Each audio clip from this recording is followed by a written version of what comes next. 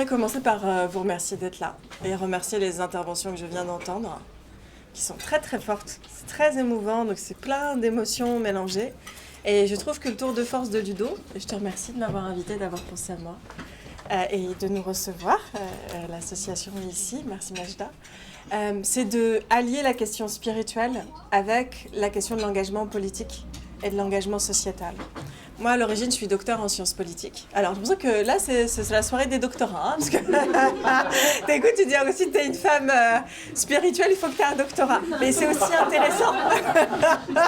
C'est aussi intéressant parce que peut-être que pour s'auto-légitimer, on a besoin de se barder de diplômes pour se dire, OK, peut-être que si j'ai plein de diplômes, je vais me sentir légitime et qu'on va m'autoriser et qu'on va me dire que je suis légitime à faire tout ça. Et j'ai pas, j'allais dire, dérogé à la règle. Donc moi, j'ai fait un doctorat à l'origine sur la question des représentations des musulmans en France. Vaste sujet, en contexte d'islamophobie, mais ça depuis la période coloniale jusqu'à maintenant, c'est-à-dire 1000 pages, voilà, de doctorat sur la question. Et puis ça va être un peu le thème de aujourd'hui, parce que c'est pas en tant que sociologue et docteur en sciences politiques que je me présente. Ma vie a complètement changé. Depuis 3 ans, elle a complètement changé et elle continue à changer.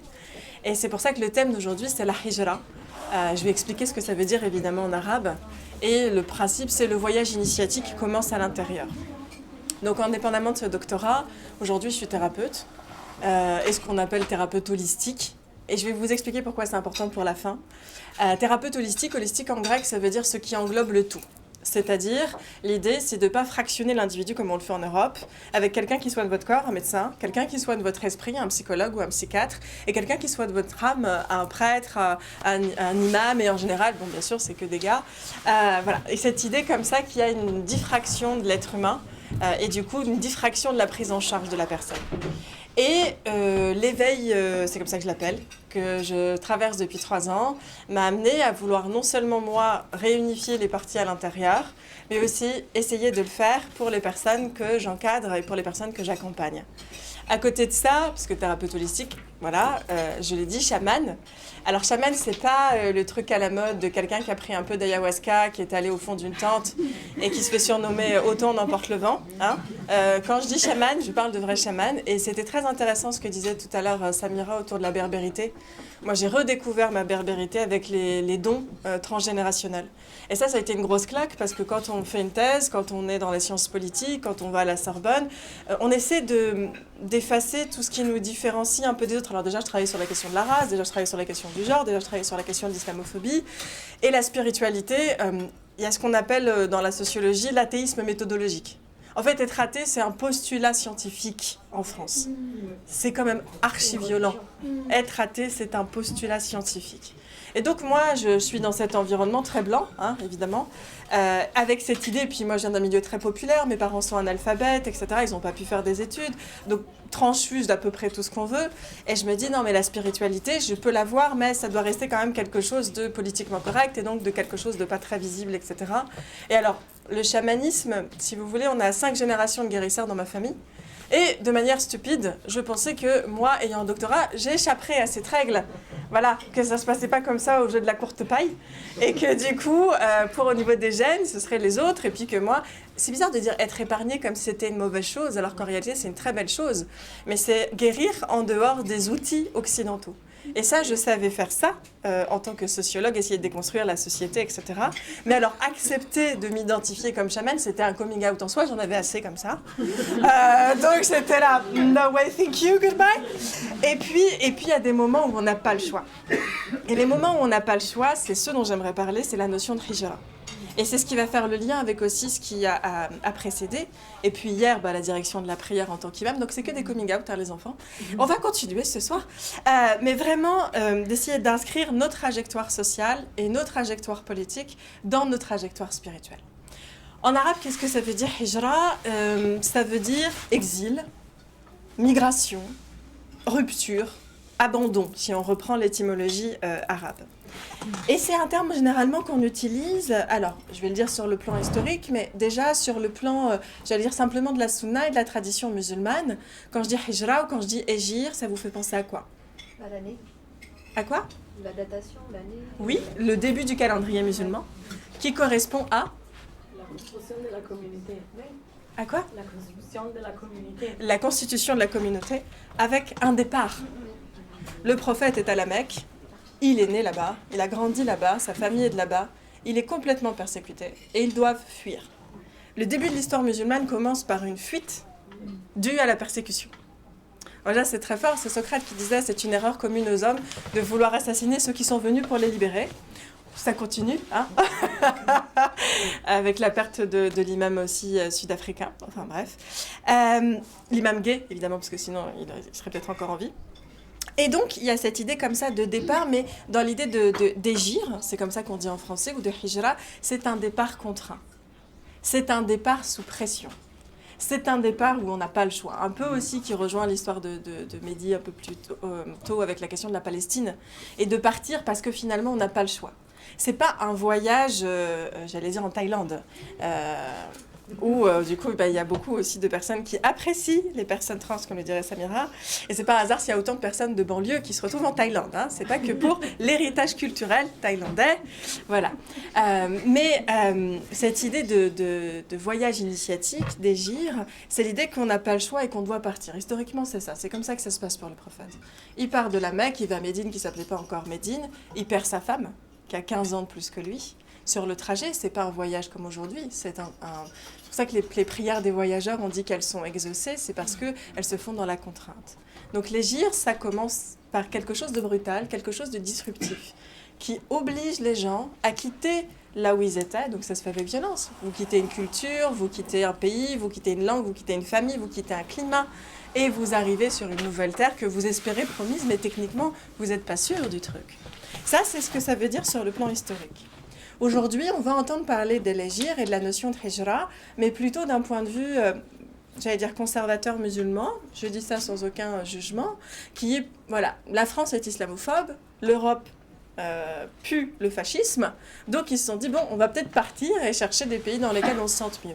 Donc aujourd'hui, quand on entend parler de hijra en ligne, c'est plutôt cette idée de hijra, cette idée de partir d'un pays dans lequel on est persécuté, pour sa foi, pour aller dans un autre pays. Ça, c'est plutôt les versions qu'on entend aujourd'hui. Il y a une autre version qui est très ancienne de la notion d'agir et dans laquelle je m'inscris, qui est celle des mystiques et des soufis. Alors, avant de revenir sur ce point-là, je regarde un tout petit peu mes notes. Celle des mystiques et des soufis, elle s'inscrit aussi dans la tradition de l'égir et dans la tradition de la fuite. Dans la tradition, il y a des moments où il y a eu des fuites, notamment dans des refuges qui sont des cavernes, qui sont des grottes.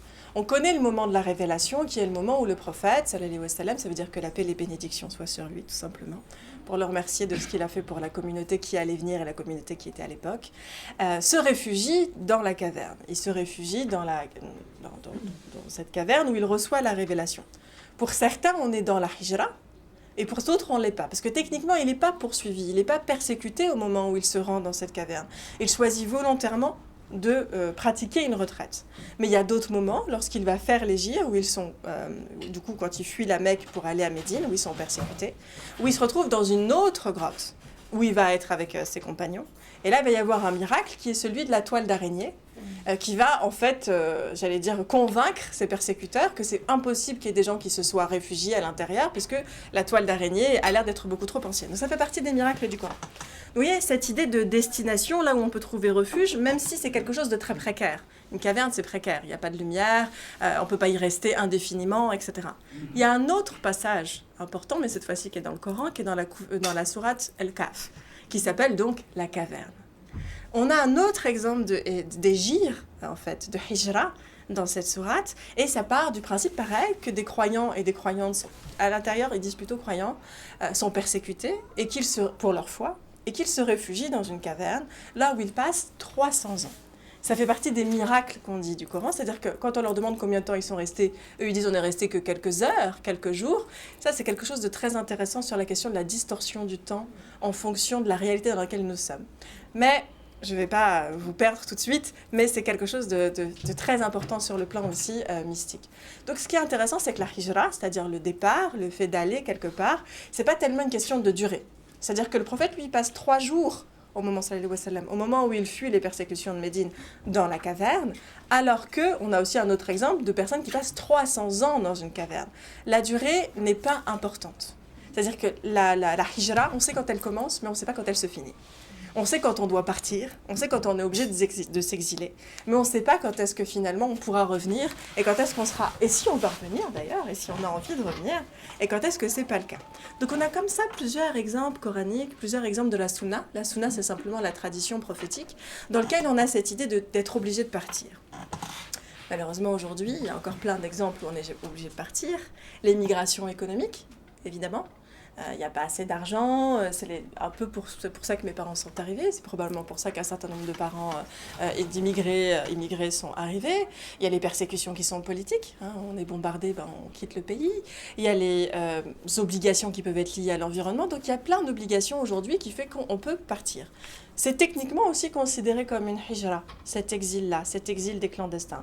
C'est pour ça aussi qu'au niveau spirituel, c'est très important de donner une dimension aussi spirituelle au niveau spirituel, donner une dimension spirituelle, oui, voir différemment la question des migrants, et voir différemment la question des clandestins, et voir différemment la question de ces départs-là.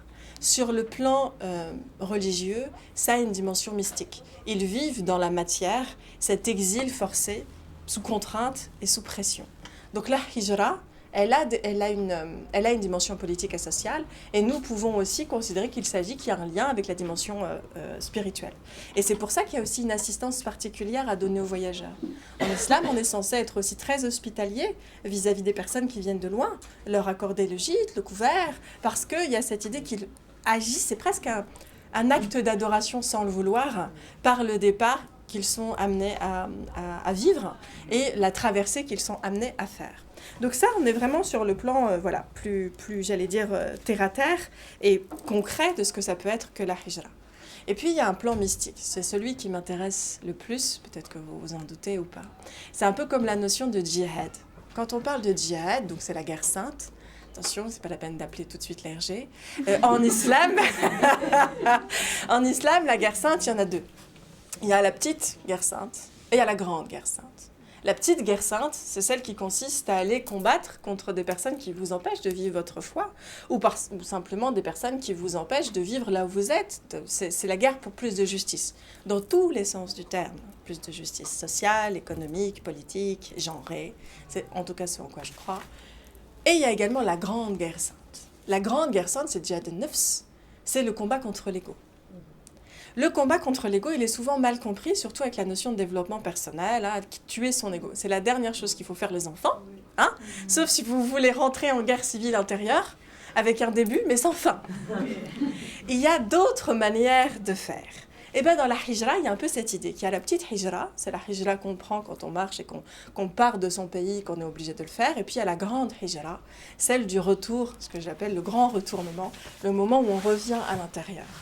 Et chez les soufis, il y a cette idée, c'est Jalal-Eddin Rumi, qui est un mystique, il me semble, du XIIe, si je ne me trompe pas, XIIe siècle, qui est celui qu'on appelle le grand maître, le maître des maîtres. Voilà, beaucoup d'amour, c'est toujours beaucoup d'émotions quand j'en parle, parce que c'est comme si j'avais perdu quelqu'un de ma famille, en fait. Et ce mystique disait, quitte la ville de ton ego pour aller dans la ville de ton cœur, c'est là où se trouve le bien-aimé. Dans cette phrase qu'il dit dans le Matnaoui, qui est son œuvre majeure, d'ailleurs qui veut dire littéralement grande œuvre, Matnaoui, il y a cette idée de départ. Et il y a cette idée de départ vers le cœur, mais la compréhension du cœur n'est pas la compréhension qu'on en a aujourd'hui. En islam, le cœur est le siège de l'âme. Voilà. Alors, en tant que mystique, je peux avoir des réactions cheloues, c'est normal. Donc, le siège de l'âme, c'est en quelque sorte, j'allais dire, le vikérat de Dieu. Votre cœur représente Dieu à l'intérieur de vous-même. C'est quand même incroyable. Dieu nous dit qu'il est plus proche de nous que notre veine jugulaire. Si ça ne veut pas dire qu'il est à l'intérieur, ou en tout cas que des parties de lui, que des reflets, que des fragments du miroir sont à l'intérieur de nous, et que pour le connaître, nous devons nous connaître. La hijra, pour moi, ce n'est pas le mouvement qui vous amène de là où vous êtes vers l'extérieur. C'est le mouvement qui vous oblige à retourner à l'intérieur. Et c'est généralement où on n'a pas envie d'aller. Et on n'a pas envie d'aller pour plein de raisons, j'ai des frissons. Plein de raisons qui sont des raisons liées à nos propres névroses, à nos propres angoisses, à nos propres histoires, à notre passé difficile, aux choses qu'on a pu vivre avec notre famille, aux choses qu'on a pu vivre dans nos pays d'origine, aux choses qu'on a pu vivre dans l'enfance, aux choses qu'on a envie de faire mais qu'on n'ose pas faire. Donc il y a plein de raisons pour lesquelles on n'a pas envie de revenir à l'intérieur, mais c'est aussi parce que dans nos sociétés, on ne nous apprend pas que le mouvement, il se fait comme ça. Il commence par dedans. Pourtant, c'est déjà écrit dans le Coran, dans la sourate l'éclair, Arat, que nous dit Dieu. Il dit, je ne change pas l'état d'un peuple à l'extérieur tant qu'il n'a pas changé son état intérieur. Ça, quand même, si c'est pas une grosse claque, pour nous dire que lorsque l'on demande la fin de l'oppression, nous devons commencer aussi par mettre fin à l'oppression à l'intérieur de nous. J'aime cette phrase qui, pour moi, me parle beaucoup, c'est « libérez vos Hébreux ». À l'intérieur de vous, il y a des choses que vous avez envie d'être, des choses que vous avez envie de faire, mais qui sont oppressées par votre pharaon intérieur, par la figure inique, injuste à l'intérieur de vous. Peut-être que vous avez intériorisé de l'extérieur. Le patriarcat, c'est un pharaon. Le racisme, c'est un pharaon. Le capitalisme, c'est un pharaon. L'homophobie, c'est un pharaon. La transphobie, c'est un pharaon. Et nous nous oppressons à l'intérieur avec toutes ces fausses croyances qui viennent de cette société et que nous avons intériorisées. Et nous maltraitons nos Hébreux. Nous maltraitons les parties lumineuses en nous. Voilà, ça m'arrive pas.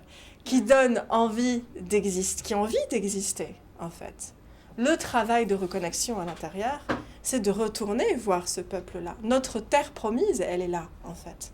Ce travail-là, il a été mentionné en partie par quelqu'un que j'apprécie beaucoup, qui est un psychanalyste qui s'appelle Carl Gustav Jung, qui est... Alors, la psychanalyse, je ne la porte pas dans mon cœur, on va se mettre d'accord tout de suite. Ça fait partie des disciplines que j'aime pas. Comme l'anthropologie, mais bon, pour d'autres raisons, qui sont un peu des résidus coloniaux et beaucoup de choses qui ont été... Mais c'est vrai, qui sont très, très problématiques dans les héritages. Alors, Freud avait des qualités, il avait beaucoup de défauts, mais il avait quand même des qualités, on va lui reconnaître pour essayer d'être juste. Et c'est notamment d'avoir fait la différence entre la question de la conscience et du subconscient. C'est-à-dire, il y a des choses dont nous avons conscience, dans nos rationalités que nous savons, et il y a des choses que nous faisons dont nous n'avons pas conscience. Et vous savez, je fais ce geste-là, ce qui est en dessous, comme un espèce d'iceberg, en fait. Votre personnalité, ce que je vois, ce que nous voyons, c'est que the tip of the iceberg. C'est juste le haut de ce que vous êtes. En dessous, votre subconscient est beaucoup plus profond. Et il avait déjà eu conscience, Freud, que ce subconscient, il n'est pas relié qu'à vous en tant qu'entité individuelle, mais qu'il est aussi lié à vos familles. Il est aussi lié à vos arbres transgénérationnels et les arbres généalogiques. Alors souvent, on n'est pas super content, parce que quand on voit à quel point de génération en génération, il y a des schémas répétitifs négatifs qui se reproduisent, on est là, non, please, pas le transgénérationnel. Et pourtant, il est là, en fait. L'arbre, nous sommes, nous les fruits, n'existons que parce que l'arbre nous a précédés, en fait. Et cet arbre-là, qu'on le veuille ou non, ses racines, ses branches, son tronc, les valeurs qui nous ont été transmises, tout ceci est important. Donc Freud a l'intelligence de dire que nous ne sommes pas que ce que nous voyons, qu'il y a plein de choses que nous refoulons, c'est ce qu'on appelle donc le refoulé, des choses avec lesquelles nous ne voulons pas dealer, notre orientation sexuelle, notre volonté de faire certaines choses. Alors pour Freud, un peu tout est tourné autour du sexe. Hein. Il a une espèce d'obsession où il pense que tout ce qui est dans le subconscient, c'est du refoulé lié à la sexualité. Carl Jung, c'est pas du tout ça. Pour Carl Jung, il y a l'idée que nous refoulons également nos parties de lumière. Parce que la société nous dit que nous ne pouvons pas. La société nous dit que nous ne pouvons pas être des femmes imams. Nous les croyons. La société nous dit que nous ne pouvons pas être homosexuels et musulmans. Nous les croyons. La société nous dit que les femmes sont moins fortes physiquement que les hommes. Nous les croyons.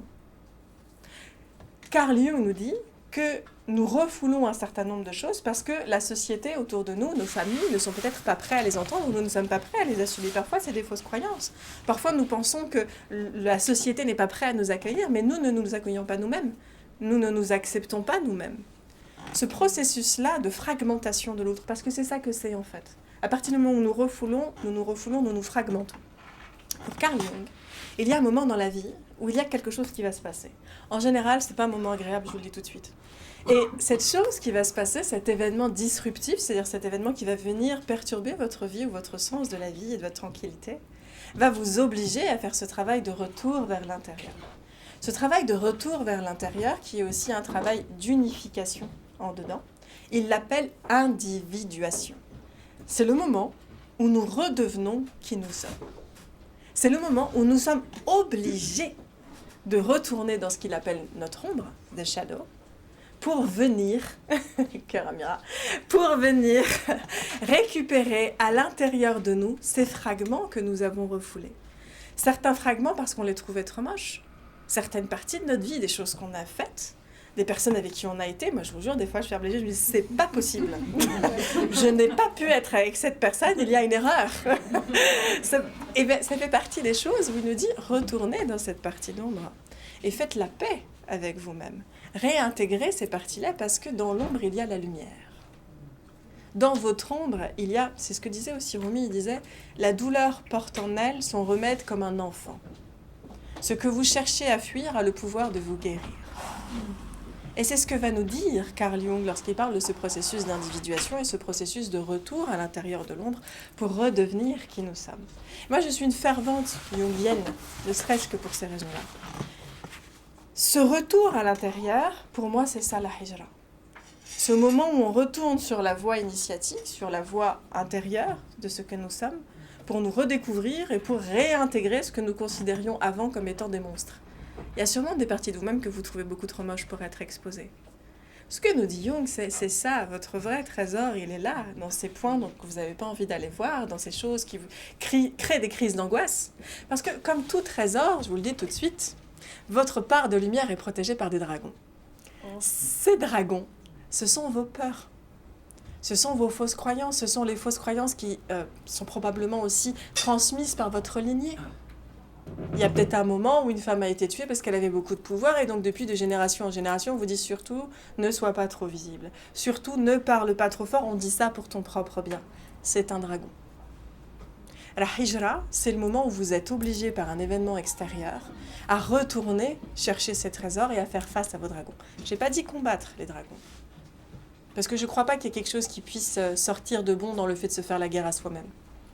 J'ai dit faire face. Mettre de la lumière dans vos parts d'ombre. C'est pas du tout le même procédé, c'est pas le même protocole. Et vous ne serez pas reçu par votre subconscient de la même manière, parce que je vous le dis tout de suite, votre subconscient est plus fort que vous. Donc c'est pas de cette manière-là qu'on fait ce travail de hijra. Le moment disruptif qui peut, donc le moment qui va venir perturber votre vie, et qui va venir vous obliger à redevenir qui vous êtes, il peut prendre plusieurs formes. Ça peut être un deuil. Vous perdez quelqu'un que vous aimez énormément. Et vous êtes obligé de retourner à l'intérieur de vous. Vous ne pouvez plus faire semblant. Cette douleur, elle est trop importante. Ça peut être quelque chose lié à quelque chose que vous traversez. La dépression peut vous obliger à retourner à l'intérieur de vous. Le burn-out peut vous obliger à retourner à l'intérieur de vous. Une rupture amoureuse peut vous obliger à retourner à l'intérieur de vous. Tous ces moments que vous auriez aimé ne pas vivre sont peut-être votre chance de redevenir qui vous êtes vraiment. Mais comme je vous l'ai dit, la hijra, ce n'est pas quelque chose que vous décidez. Le retour à l'intérieur est une pure nécessité. Souvent, quand on est dans une logique de coming out, on n'est pas dans une logique de coming out parce qu'on va super bien là et qu'on est prêt à dire au monde qui on est vraiment. On le fait parce que c'est une question de survie. C'est ça la hijra, c'est la contrainte, c'est la survie. C'est le moment où vous êtes obligé de revenir. L'appel de l'âme, l'appel de Dieu est une obligation, ce n'est pas un choix. C'est un chemin que vous empruntez parce que c'est beaucoup trop douloureux que d'essayer de vous en détourner. C'est aussi, j'allais dire quelque part un choix, c'est vivre ou mourir, c'est la nuit ou le jour. Mais à ce moment-là, ça se présente à vous comme une absolue nécessité. Le moment où vous ne pouvez plus vous rejeter vous-même, même si ça veut dire être rejeté par les autres pour ce que vous êtes. C'est le moment où vous décidez que ça suffit. Ce moment-là, cette contrainte qui vous emmène à revenir, c'est la hijra spirituelle. C'est ce moment de retour et de grand retournement à l'intérieur. Vous allez devoir abandonner tout ce que vous pensiez être, mais que vous n'êtes pas vraiment. Je pensais être une sociologue plutôt cool. C'est ce que je suis toujours, évidemment. Mais pas que, en fait. Vous vouliez peut-être être la fille idéale, la fille qui montre à ses parents, voilà, qu'ils peuvent lui faire confiance, ou le garçon idéal. Et ben vous êtes gay, ou vous êtes lesbienne, ou vous êtes converti à une religion qu'ils détestent, ou vous êtes marié avec quelqu'un qu'ils ne peuvent pas voir. Tous ces moments-là où du coup vous vous retrouvez à être face avec vous-même, retourner à vous-même et prendre le risque finalement d'une résistance de votre entourage. Parce qu'il y a, le biais de proximité. Votre entourage, c'est souvent celui qui vous connaît le moins, pour une simple et bonne raison. Si je mets ma feuille devant, là, je peux être sûre que moi, je connais bien. Non, mais je connais bien la feuille, là. C'est quelqu'un de ma famille, je la connais bien. Mais en réalité, cette proximité peut obstruer votre vue. Et ces gens qui pensent vous connaître par cœur, qui vous disent « mais je te connais, c'est pas la bonne voie pour toi. C'est beaucoup trop dangereux, ça va être trop compliqué, tu vas pas survivre, je dis ça pour ton bien. » C'est d'autant plus douloureux pour nous parce qu'on les croit. On croit qu'ils nous connaissent vraiment. On aimerait qu'ils nous connaissent vraiment. Mais ça paraît compliqué compte tenu du fait que nous-mêmes, on ne se connaît pas vraiment.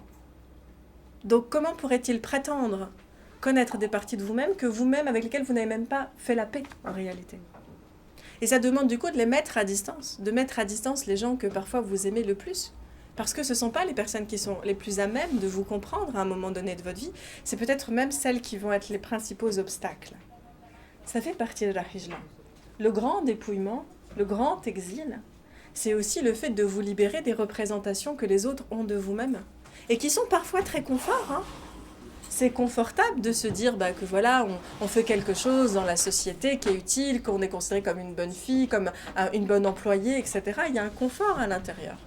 Mais il y a un moment donné où c'est juste plus tenable. Ce grand retour, c'est ce que nous sommes amenés à faire. Tous, autant que nous sommes, il y a toujours des moments dans la vie très désagréables où à un moment donné, on essaye, ou en tout cas on se sent obligé d'être plus aligné à l'intérieur. Alors puisqu'on ne peut pas décider de faire ce voyage initiatique à l'intérieur, vous allez me dire, alors comment est-ce qu'on peut faire? Comment est-ce qu'on peut procéder? Puisque quand ça nous arrive, on n'est pas prêt. On n'est jamais prêt à une hijra. On n'est jamais prêt au grand retour, en fait. C'est quelque chose qui vous prend tellement, qui vous demande tellement de ce que vous faites, de ce que vous êtes, que c'est quelque chose pour lequel on ne peut pas dire à un moment donné, je décide de retourner à Dieu. On peut le verbaliser, mais comme je vous l'ai dit, c'est Dieu qui vous choisit plus que c'est vous qui choisissez cette voie. Alors, quel mécanisme on peut mettre en place? Le premier mécanisme, c'est si on n'est pas prêt, on peut se préparer. Et comment est-ce qu'on peut se préparer? À l'échelle individuelle, on peut mettre en place des choses qui nous permettent de renouer avec qui nous sommes vraiment, par le silence par exemple, par la méditation, par le fait de jeûner, par ce qu'on appellerait en islam, et pas qu'en islam d'ailleurs, les logiques d'ascétisme. Qu'est-ce que c'est que les logiques d'ascétisme? C'est parce que notre esprit, il résiste. Notre esprit résiste, notre ego résiste. Je vais vous donner un exemple spirituel, c'est celui d'El-Razali. El-Razali, c'est un grand mystique et savant soufi qui avait pignon sur rue. Je vous parle de l'époque de l'apogée de l'islam, d'accord? El-Razali, c'était une rockstar de l'époque, encore plus que Tariq Ramadan, violeur, etc. Bon, El-Razali, c'est une rockstar à son époque, d'accord? Et il est professeur, en fait, d'islam. Il pense qu'il est sur le droit chemin, parce que là, il a tout ce qu'il faut pour prétendre être sur le droit chemin. Cette discussion semble faire résister ton inconscient. C'est normal, il faut accueillir. Et donc, El-Razali, il y a un moment où, en fait, il ne peut plus. Donc cette rockstar adulée par... Parce que c'est quelque chose à l'époque l'Empire ottoman, c'est quelque chose à l'époque la civilisation musulmane. C'est pas les Saoudiens d'aujourd'hui. Et il y a un moment où il a une espèce de révélation. Et il se rend compte que toutes les études qu'il a faites de l'islam, tout ce qu'il a pensé, tout son travail, toute sa carrière qu'il a pensé faire en se disant que c'était pour Dieu, il l'a faite pour son ego. Il l'a faite pour être connu, il l'a faite pour avoir le salaire, il l'a faite pour être célèbre. À partir du moment où il réalise ça, il y a un switch qui bascule dans la vie d'El-Razali et il passe 6 mois. Aujourd'hui, il aurait probablement été interné en hôpital psychiatrique. Il est tellement dans un état de dépression, il est tellement dans un état de torpeur qu'il en perd la parole. Il est aphone. Pendant plusieurs mois, il ne peut plus sortir un mot. Donc vous imaginez quelqu'un d'extrêmement éloquent, quelqu'un qui est, accueilli par les plus grands de ce monde, qui du jour au lendemain perd son langage. Et il dit qu'il est complètement dans cette espèce de dualité en fait à l'intérieur, où pendant 6 mois, il se pose la question de est-ce que je reste dans la vie qui est actuellement la mienne, j'ai des enfants, j'ai un bon poste, je suis renommée, ou est-ce que je pars? La hijra, à nouveau, je vous l'ai dit, c'est une contrainte. C'est-à-dire, cette question, ce choix, a fini par ne plus en être un du tout. Une absolue nécessité, il ne pouvait plus parler. Donc il est parti. Et ça devait durer quelques semaines, quelques mois. il est parti 9 ans. 9 ans, là où il a écrit des pontes, la revivification des sciences religieuses, c'est un de ses ouvrages majeurs, mais plein d'autres ouvrages sur le cœur, etc. Il a pu les écrire que parce qu'il a été contraint au départ. Ce départ, ça a été un départ physique pour lui. Mais ce n'est pas qu'un départ physique, c'est surtout un départ psychique. Ça a été dire au revoir à qui il était pour devenir qui il est. Et peut-être que s'il n'avait pas eu ce départ, on n'en aurait jamais entendu parler. Aujourd'hui, on l'entend comme étant le grand mystique de l'islam parce qu'il a eu, à un moment donné, l'obligation, c'est même pas du courage, de partir et d'aller à la rencontre de lui-même.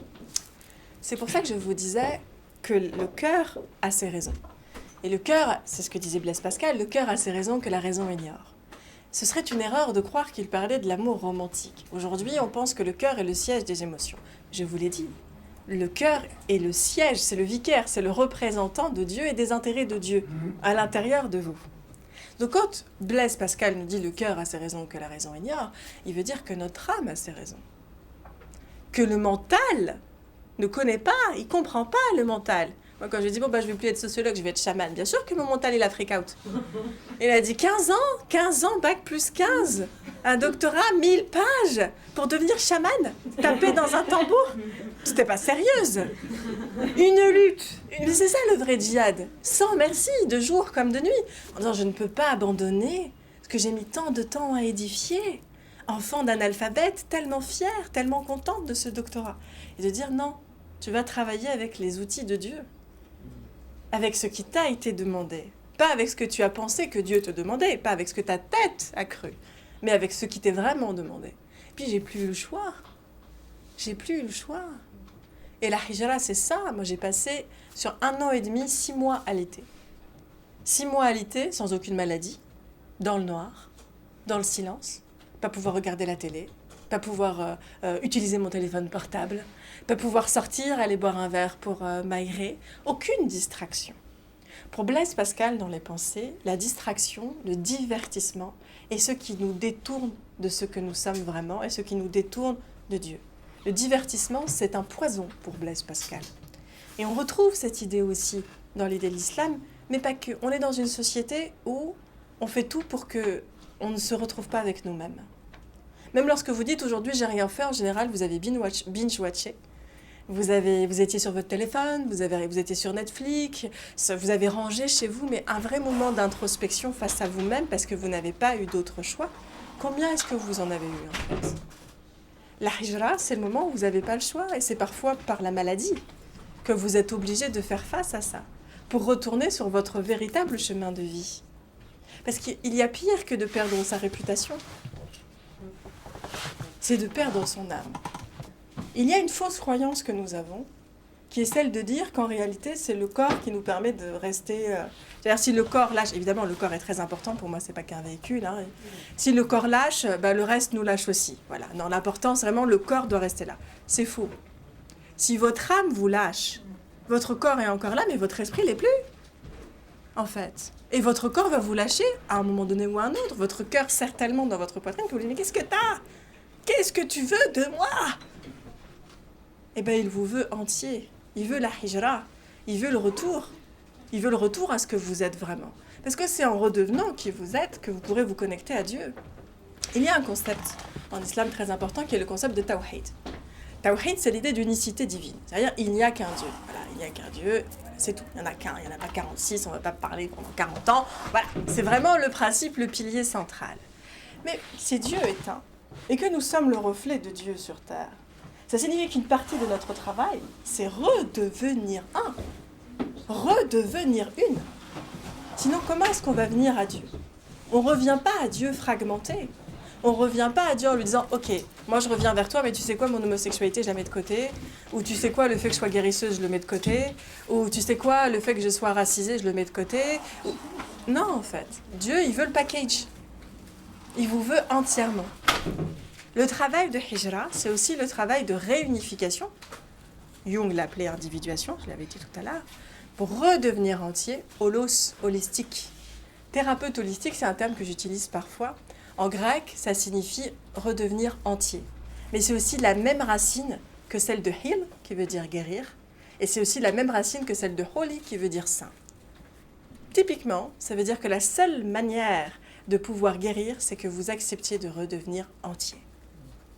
Votre caractère sain, votre paix intérieure, vous l'obtiendrez par le fait d'accepter de redevenir pleinement ce que Dieu a fait de vous. Vous n'avez pas décidé ce que vous êtes. Dieu l'a décidé pour vous. Lorsque vous résistez à ce que vous êtes, vous résistez à ce que Dieu a décidé pour vous.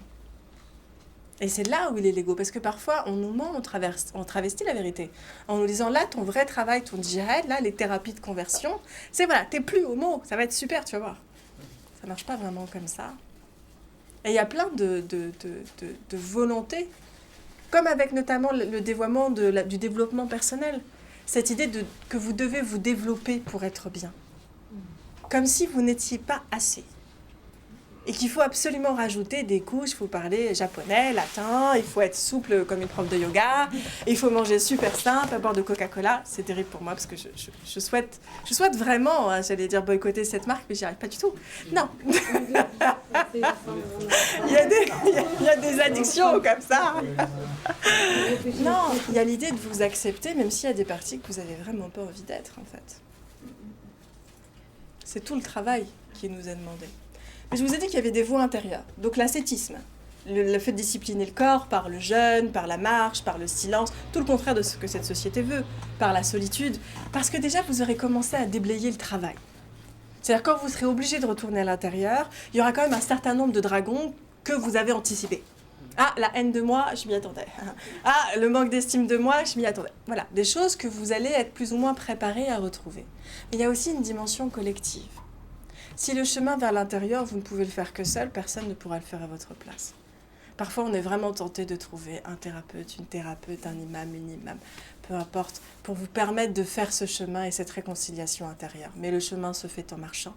Vous êtes les seuls à avoir les clés de votre cœur et Dieu. Moi, je ne les ai pas, personne ne les a. C'est pas parce que personne ne les a que personne ne peut vous accompagner. Ce que nous faisons aujourd'hui, c'est un travail de compagnonnage. Là où nous devons aller, nous seuls pouvons le faire, mais nous ne sommes pas obligés de le faire tout seuls. Vous voyez ce que je veux dire? C'est un peu cette subtilité-là. Dans ce travail de compagnonnage, c'est important de trouver des personnes qui sont prêtes elles aussi à cheminer. Mais vous allez voir, toutes les personnes qui sont addictes au drama, qui ne veulent pas avancer, à un moment donné, vous allez devoir les lâcher. Pas parce que vous ne les aimez pas, mais parce que c'est plus votre chemin et que ça fait partie de votre trajectoire de dire « je t'aime, je te souhaite le meilleur, mais je me casse ». Et ce sera une raison de... Preach, sister. Oui. Parce que c'est le travail de grand dépouillement. Donc évidemment que dans ce travail de grand dépouillement, vous allez laisser des gens derrière vous. Et ça fait partie du chemin. Mais la bonne nouvelle, c'est que vous allez en retrouver d'autres. Le compagnonnage, c'est ce que fait notamment Ludovic avec Calem. Le fait de pouvoir vous retrouver entre musulmans, queer, féministes, dans un endroit où vous allez pouvoir être tout ce que vous êtes en même temps. Vous pouvez le faire aussi avec une personne, un thérapeute ou une thérapeute, en mettant quelques garde-fous. C'est-à-dire que si vous tombez sur quelqu'un d'islamophobe qui va vous dire « Non mais ton problème c'est ton foulard », non, mon problème c'est toi, et que je te paye 60 € pour me dire ça. Donc c'est très important aussi de trouver des personnes qui soient conscientisées, y compris dans la thérapie. Mais vous ne pouvez pas rester que dans votre tête. Je vous l'ai dit, sur le chemin, votre tête est votre principal obstacle, votre ego, votre mental. Il y a des moments où vous allez descendre, vous allez devoir descendre de votre corps parce que votre corps va vous parler. Vous allez avoir mal dans des zones que vous ne saviez même pas qu'elles existaient. Voilà, ça c'est votre subconscient aussi qui va vous parler à travers le corps. Et c'est très important à nouveau d'être accompagné par des énergéticiens, des énergéticiennes, pas des gens qui vont vous faire avaler n'importe quoi, qui vont vous dire d'aller en Amérique latine, prendre une plante sacrée, mais complètement l'enlever de sa substance, parce qu'il n'y a pas de raccourci sur la voie, je vous dis tout de suite. Sur la voie de la hijra, sur la voie intérieure, sur la voie initiatique, tous les raccourcis que vous prenez sont des détours. À chaque fois que vous allez essayer, comme ça, de gagner un peu de temps, vous en avez, je suis peut-être pas obligée de passer par ce truc parce que ça a l'air vachement lourd en fait. J'ai pas du tout envie d'ouvrir ce placard de mon enfance. Ça marche pas comme ça, vous allez quand même devoir le faire. Et à chaque fois que vous allez essayer de vous en détourner, vous allez y être ramené. Mais pour votre propre bien. Pour votre propre bien. Et évidemment, sur le plan spirituel aussi, l'accompagnement, il est très important. Les jeudis soirs, il y a du dhikr avec Calem. J'ai mis en place depuis quelque temps ce que j'appelle les cercles d'Amana. Amana, ça veut dire dépôt en arabe. Ça veut dire un moment où en fait on dépose la parole de Dieu, où on dépose certains enseignements et ensuite on échange une fois par mois en visio sur des questions et en présentiel. J'habite à Nice, by the way. Et elle va me dire, mais Nice, ça fait un peu loin. La hijra, c'est du hideb. Qu'est-ce que ça veut dire le hideb? En arabe, ça veut dire l'effort.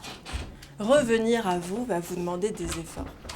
Ce ne sera pas facile, c'est pas facile la voie de l'unité intérieure. C'est souvent plus facile de se nier et d'être dans le refoulement, en apparence. Parce que sur le temps long, le refoulement, ça se paye très très cher. Et je vous le dis parce que je les vois dans mon cabinet, c'est absolument terrible. La seule voie qui mène à la paix, c'est celle de l'acceptation. Mais pour moi, cette acceptation, si elle n'est pas accolée à un parcours spirituel, ou si on ne se connecte pas à quelque chose de plus grand que nous, alors à quoi ça sert? Nous connaître nous-mêmes, comme dirait Socrate, connais-toi toi-même, c'est très bien. Mais j'allais dire, l'échelle de notre propre connaissance s'arrête au pied de Dieu. Ça nous amène au seuil. Préparez-vous, et avec un peu de chance, Dieu vous ouvrira la porte. Voilà. Inch'Allah.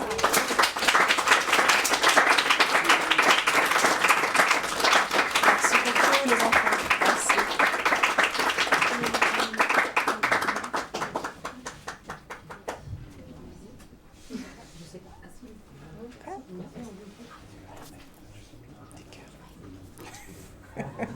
Merci Amira. Déjà, merci. De rien.